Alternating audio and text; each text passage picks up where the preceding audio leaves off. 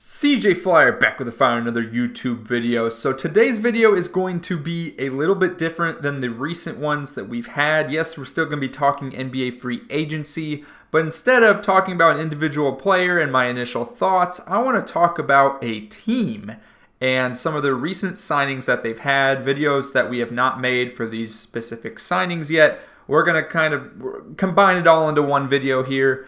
And just kind of share my I guess initial thoughts, if you will, on what is this team trying to do, trying to create this new roster going into the 2024-2025 NBA season. As you can see, we're going to be talking about the Golden State Warriors, who just lost Klay Thompson to the Dallas Mavericks. Of course, we all know about that story.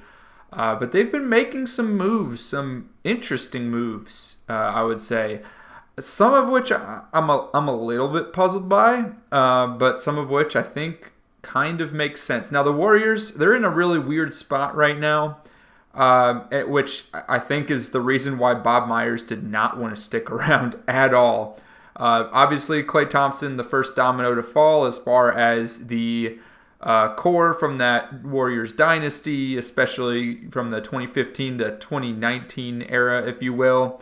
Not counting Kevin Durant, of course, but we're talking Curry, Klay, and Draymond.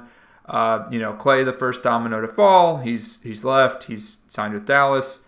And honestly, is Draymond next? Is Draymond Green next? The problem is, of course, who wants him on the contract that he's currently signed to? Hard to say. He's a very specific type of player that would not fit, any team's system. Like, it has to be very specifically oriented to Draymond's play style and his playmaking abilities and his team defensive abilities. So, interesting situation because the Warriors, some folks, and myself included, think they should really just blow it up at this point. They should just go commit to the rebuild. I mean, the West is stacked. You got the Thunder, you got the Mavs, you got the Timberwolves, you got the Nuggets. You could make the case for Phoenix being up there, I suppose.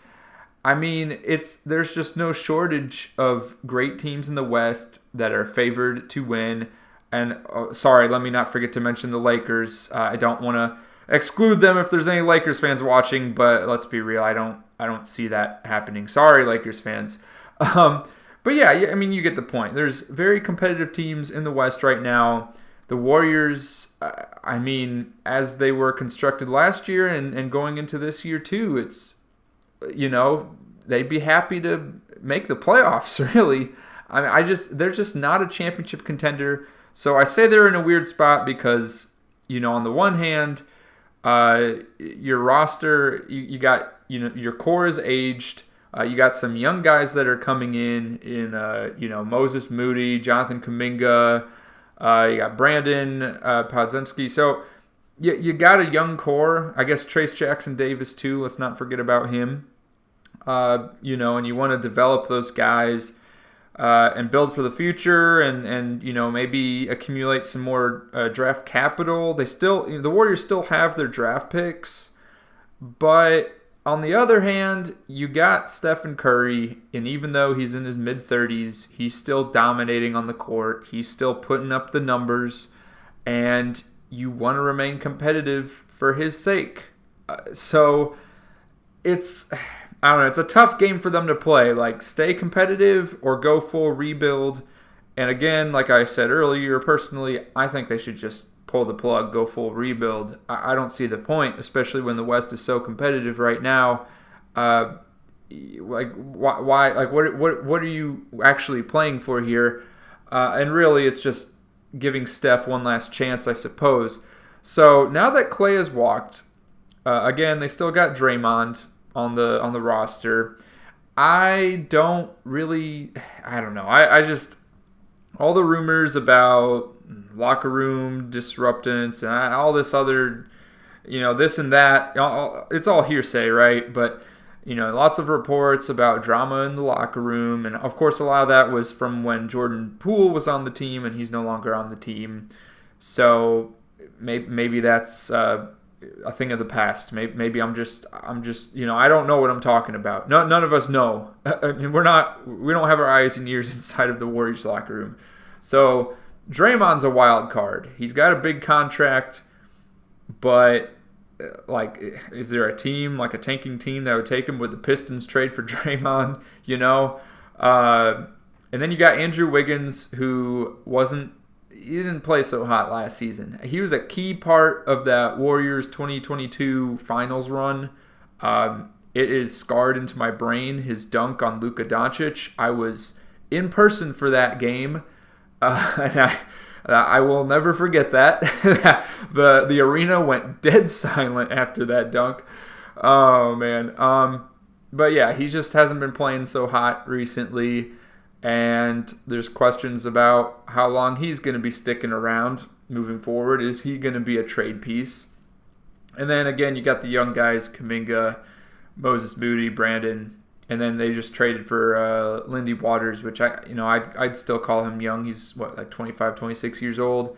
And then some recent signings. So they lost Clay. They waived Chris Paul, which I still find very interesting. You had Chris Paul on the 1 year guaranteed. Why would you not have traded him back in February? If you're just going to let him walk, I guess context is everything. I guess the Warriors are still in the playoff hunt. But I still can't wrap my head around that one. I think they really should have just traded Chris Paul at the trade deadline. But that's the thing of the past. So they signed DeAnthony Melton. Now this, in my opinion, is a great deal. DeAnthony Melton, solid 3-point shooter, great defender. At least he's got the defensive stats. His steal numbers are insane. For anyone that plays fantasy basketball, you want to get this guy for your steals, right? I think that just goes without saying. Yeah, you look at his steal numbers, 1.6 steals per game in the last 2 seasons. And then again, that 3-point shooting, like I said, he's above average. Last season he was right at average, but that was also, he only played 38 games because of his injury. So not as hot, but a few seasons before, 39%, 37%, 41%, and this is on 4 to 5 attempts per game, so it's not just like a small sample size. He's a reliable 3-point shooter, and he's a good quality defender, at least, and he gets the steals. So solid pickup there.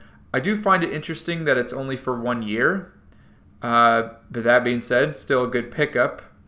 And then they also just signed Kyle Anderson to a 3-year, $27 million deal. Now, unlike DeAnthony Melton's 3-point shooting, Kyle Anderson, he has one of the ugliest jump shots known to mankind. It makes me just cringe and curl up in a ball every time I see it. He had one game, I think, against the Mavs where he made way more shots than I expected him to. And if you look at his games for the playoffs, the 15 games that he played with the Timberwolves, 3-point percentage. He averaged 1 3 per 2 games. So that should tell you right there, he's not really a shooter. So he's there for the defense. So obviously there is no one quite like Draymond Green as far as what he brings to the table. He is a one-of-a-kind type of player as far as what he does on offense and defense. That being said, Kyle Anderson, I would argue he's not a Draymond Green. I need a lot of prefaces here because I'm going to get flamed for this. But look, Kyle Anderson, Draymond Green, would we say that he's put him in the same category of player? Defensive, reliable defensive guy, hustle guy, not really a shooter. Yeah, Draymond had his moments in the past, but not really a shooter, not really a scorer. Has some playmaking ability. So I think that's where we put Kyle Anderson, right? We put Kyle Anderson and Draymond Green in that same kind of category, right? And we look at Kyle Anderson's assist numbers, 4 to 5 assists per game the past couple seasons. So there you go. And the reason I say this put them in the same category. Does this mean Draymond's on his way out the door? That's why I gotta bring it up, right? Like, why do you need two of these guys? You really only need one. Do not tell me that the Warriors are gonna have a lineup with Draymond and Kyle Anderson on the floor at the same time, because that would just, at that point, you may as well just go full rebuild. That would not make any sense. We're gonna put Draymond at the 5, Kyle Anderson at the 4. Oh man, but yeah, these two should not be on the floor at the same time, in my opinion, in the modern NBA. But we'll see what the Warriors are trying to cook up there.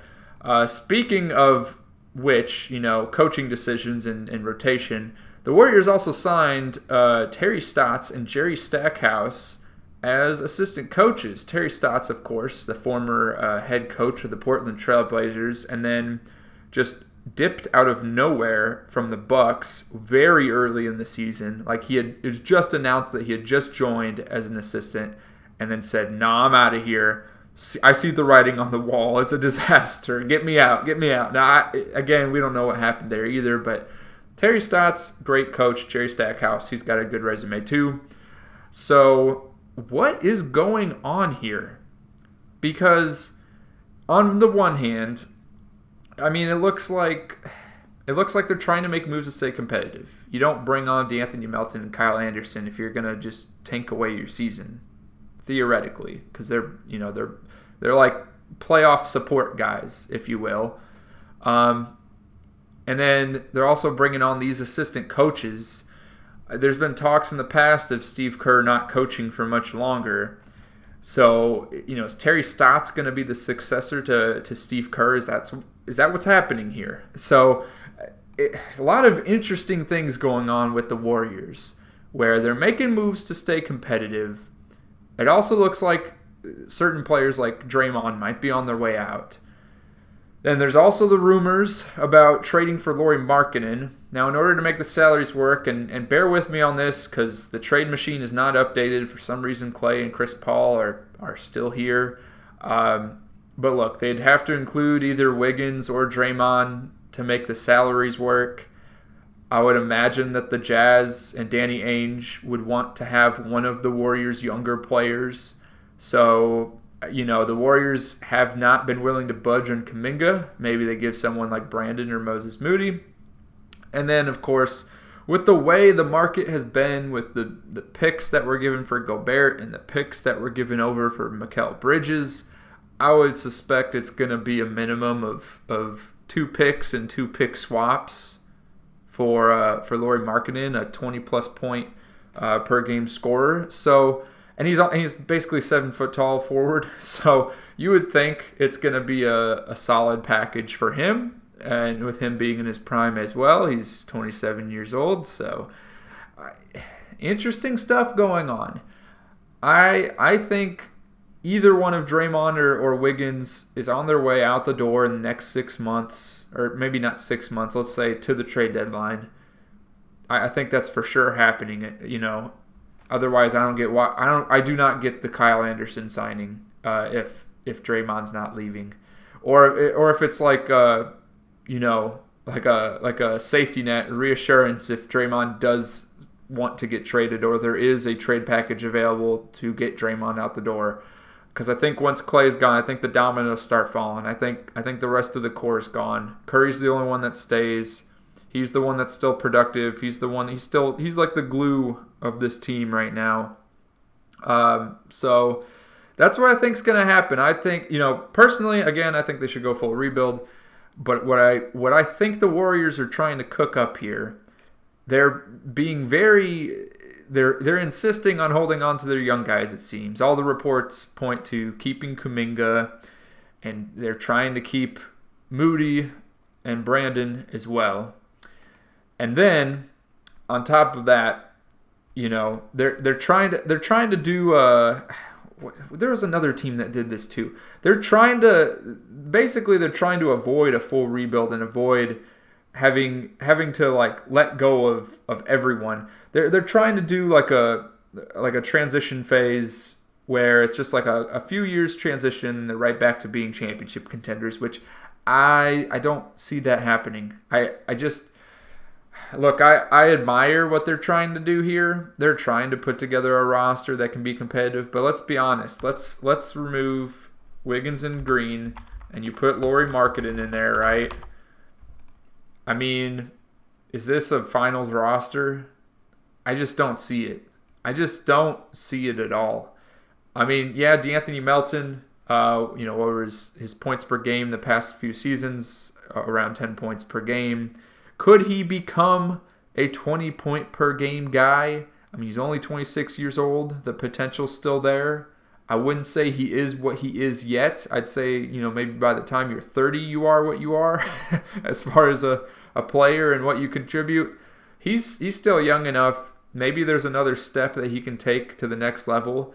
But what's weird is they only signed him to a 1-year deal, right?